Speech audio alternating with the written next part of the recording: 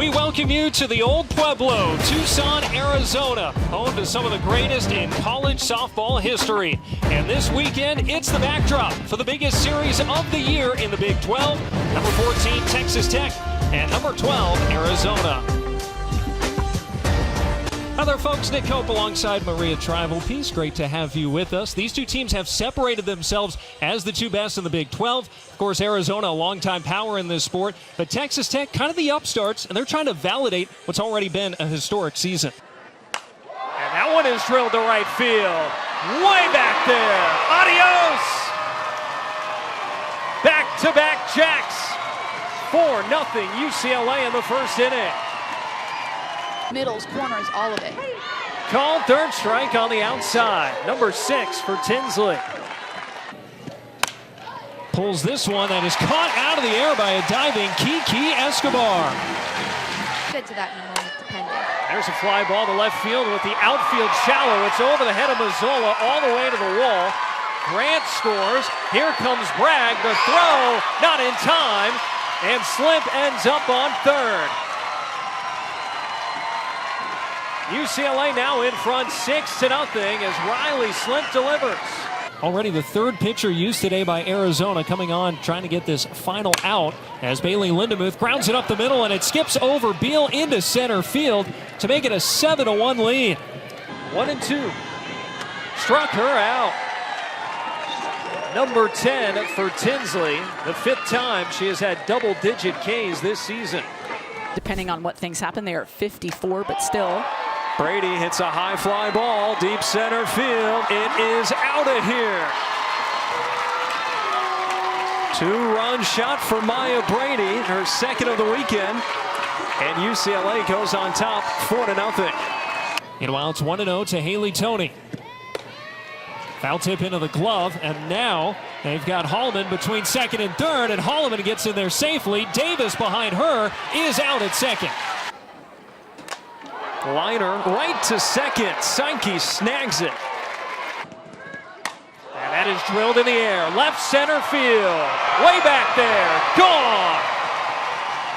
UCLA takes a 3-0 lead in the first, courtesy of Jordan Woolery.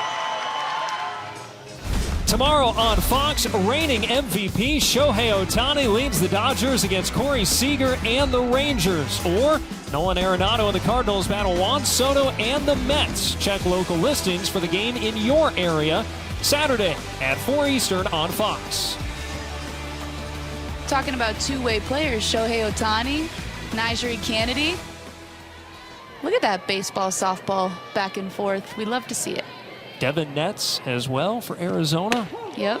A lot of two-way on the softball diamond here in Tucson. Strike one on the first pitch of the inning from Ryan Maddox into Bailey Lindemuth. 3, 4, and 5 in the order here for Texas Tech. And a 4-1 lead in their sails. That is driven into the gap, left center field and off the wall. And it played on a carom so well by Shockey that it's a long, loud single for Lindemuth. This is such a little thing that I don't think a lot of people would notice, but this was read so well by Reagan Shockey. Great piece of hitting, first of all, by Lindemuth. But watch the way Reagan Shockey sees that she's not going to have a chance at this ball, so reads it off the wall to get it in quickly to hold Lindemuth to a single. Now here's Langoliers.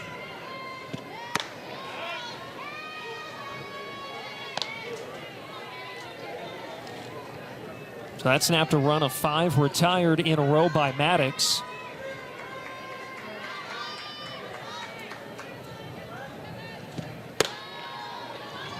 Two balls and no strikes. Maddox, by the way, did not pitch in the series last week at Kansas. And she's making her first appearance in nearly 2 weeks. It looks like Arizona perhaps content to ride her a little bit. Falling behind here, though, 3 balls and no strikes to Alexa Langoliers. Well, what Caitlin Lowe told us about Ryan Maddox was that she just does such a great job of reading bad angles and bad swings and understanding what hitters struggle with so she can make quick in-game adjustments. Gets a strike across to stay in the at-bat. Maddox, redshirt freshman out of Fresno. a Gatorade Player of the Year in the state of California back in 2023. And gets the inside to run the count full. But there's those in-game adjustments, right? She gets behind in the count, but immediately gets right back in it. And that's something we'll talk about so much throughout the course of this game is how do you make adjustments, right? So if you don't do something well first time through the order, make a change second time through. Missed well off the outside there, though, for ball 4. So first and second for Texas Tech.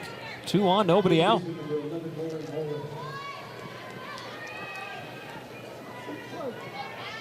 So first walk for Maddox, already the third by an Arizona pitcher. And they don't generally walk many batters. Lauren Allred swinging away on the ground right at Beal. Goes to second for 1. Escobar's turn to first, not in time.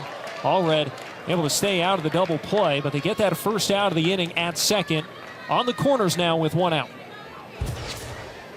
Beal stays low and through this ball. You see it's hit hard on the ground. She's able to control it to at least get 1 out. It even takes a little bit of a hop at the end, but because she stays in that nice athletic stance and was already charging it a bit, she's able to make the play.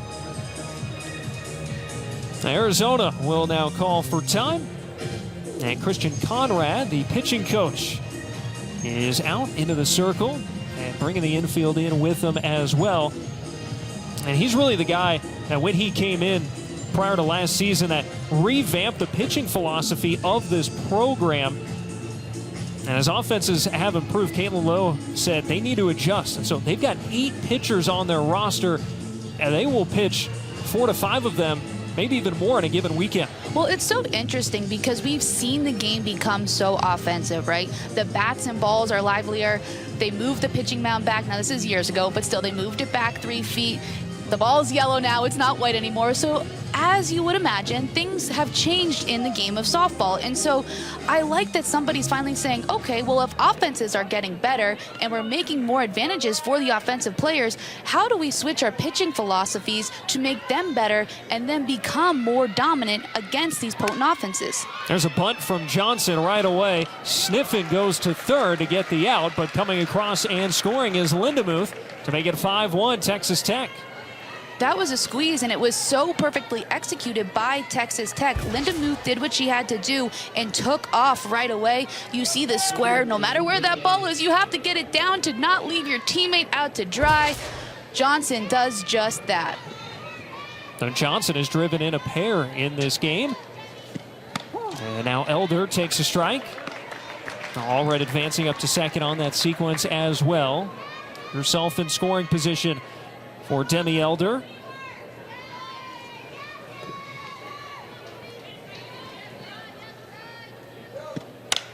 And that is pulled well down the right field line. A fair ball. Coming around third is Allred. She is in. And safely into second with an RBI double. Demi Elder, and Texas Tech has opened up a 6-1 lead. I really like how Texas Tech isn't just sitting on those 4 runs that they scored in the first inning. Okay, they didn't get anything in the second, but we see a squeeze play, and now we see a nice, perfectly placed single to score yet another Red Raiders run. I just think that there's a lot of teams that they have a big inning, and that's all they score the entirety of the game. Coach Glasgow said, look, we're going to be aggressive. We saw it play out right there. And when you are aggressive, you're able to do more things, right? You have that lead. You can squeeze. You can try to move runners in different ways. And so Texas Tech really making adjustments from game 1 into game 2. Victoria Valdez takes strike 1. I feel like we breezed over that squeeze too. That is the scariest thing if you are the runner at third, because if your teammate doesn't help you out, you're in a sticky situation. Stewart gobbles up that pitch. 1-1 to Valdez.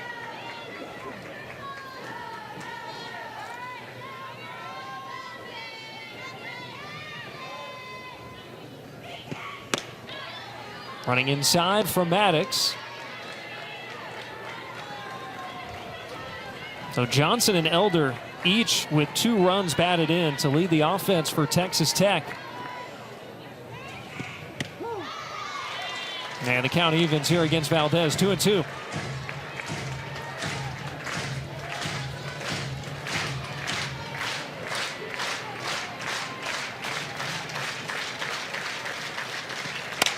Lifted in the air to right center field. Altmaier is there. Makes the catch for the final out of the top of the third.